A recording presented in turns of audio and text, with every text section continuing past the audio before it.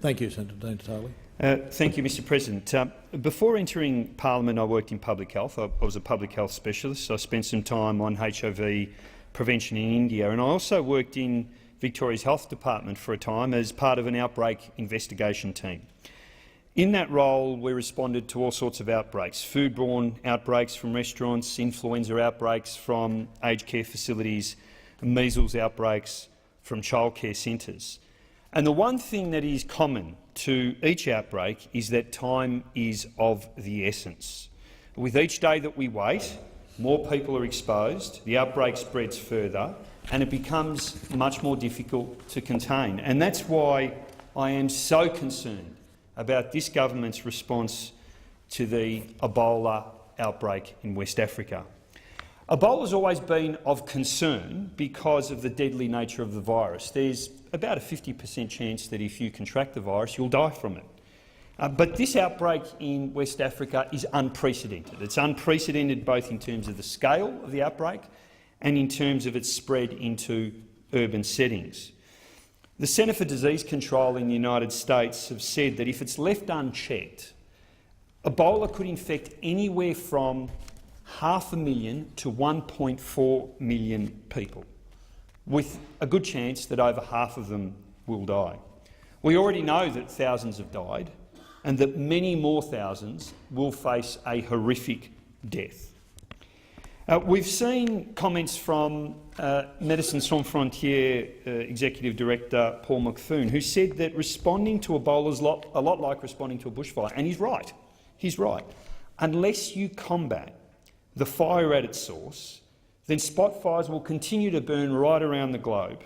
And in places that are unprepared, usually places with low capacity in terms of their health systems, those spot fires will take hold, and soon we'll be fighting this epidemic on many, many different fronts.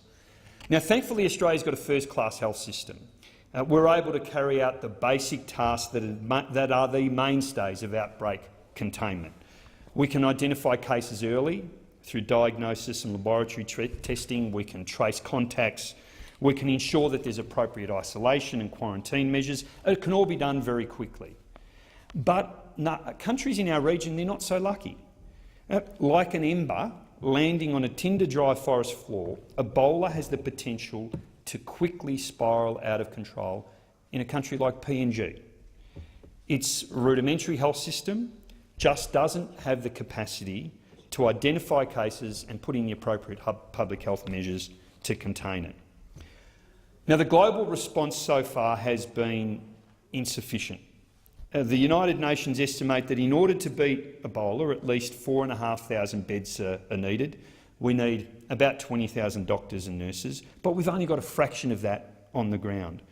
Thankfully, we've seen some movement, and President Obama is to be commended for the leadership he's showing on this issue. They've sent a Major General to take over the US military mission to fight Ebola.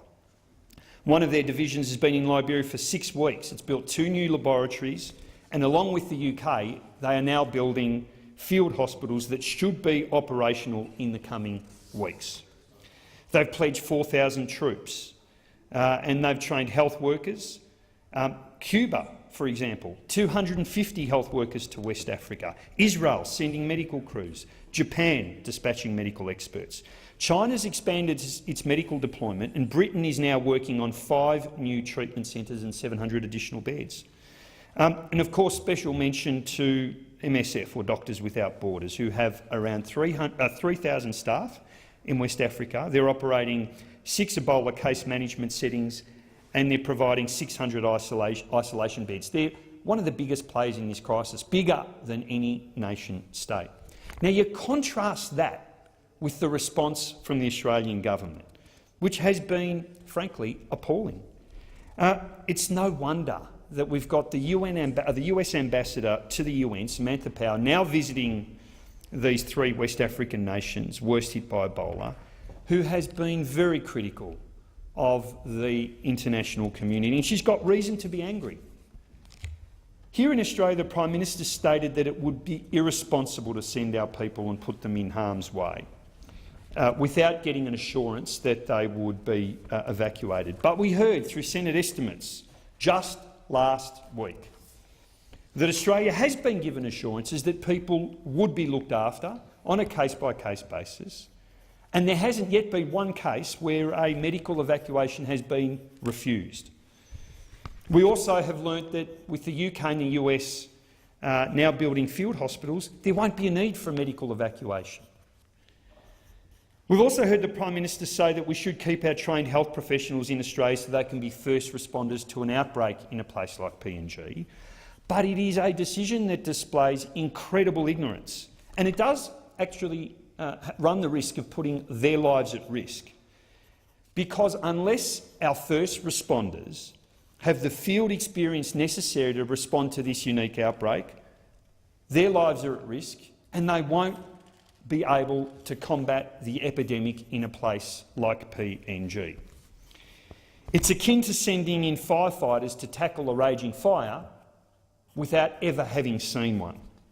There is a world of difference between responding to an outbreak in an Australian hospital to responding to an outbreak in the field in a developing country. And it's why NGOs send their workers for intensive training in Europe and field experience under the supervision of mentors. This is not something you can do from a lecture theatre. If we are genuine about keeping our region safe, we would be sending our health workers to get that training and experience in the field. I ask you, why is it that we can agree to military intervention in Iraq in the name of saving lives, and yet we cannot commit a fraction of those resources to an emergency that the UN has said is bigger than the threat of terrorism? And I suspect that part of the reason lies in fear and ignorance. Fear and ignorance. That is the enemy in a crisis like this. We had the federal government on Tuesday announcing that it would stop processing visa applications to people travelling from Ebola-affected countries. What advice was that decision made? And I know my colleague Senator Sarah Hanson-Young will have more to say on this. But it's not based on science. Infectious disease experts, biosecurity experts, they know that these sort of bans do nothing to keep Australia safe. But what they do is create a climate of fear and panic. And as the United Nations say, it's that climate of fear and panic that discourages the vital relief work that's necessary to get on top of this epidemic. We've seen Liberia's president urging Australia to reconsider its travel bans. We've seen Sierra Leone calling the move draconian, a move that doesn't target Ebola. It's a move that targets the 24 million citizens of Sierra Leone, of Liberia and Guinea. And thankfully we've got President Obama showing some leadership on this field. He said that health workers who volunteer to treat Ebola patients should be applauded, and he's been very cautious about quarantine measures. Instead, what do we get from the Health Minister here in Australia? Just this morning, talking about people cancelling their holidays to places like Queensland in response to the isolated cases that state has seen.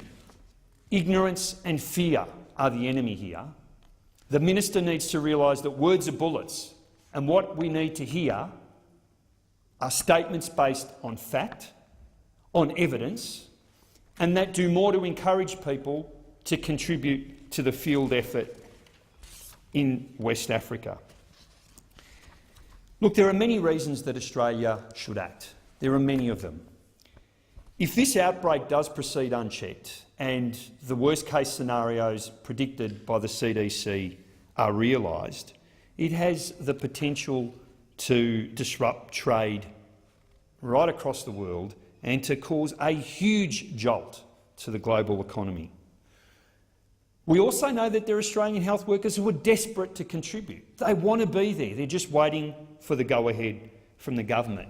But most of all, there are hundreds of thousands of people just like us, people who share the same dreams and aspirations that we share, who will die if we don't act, and that is reason alone.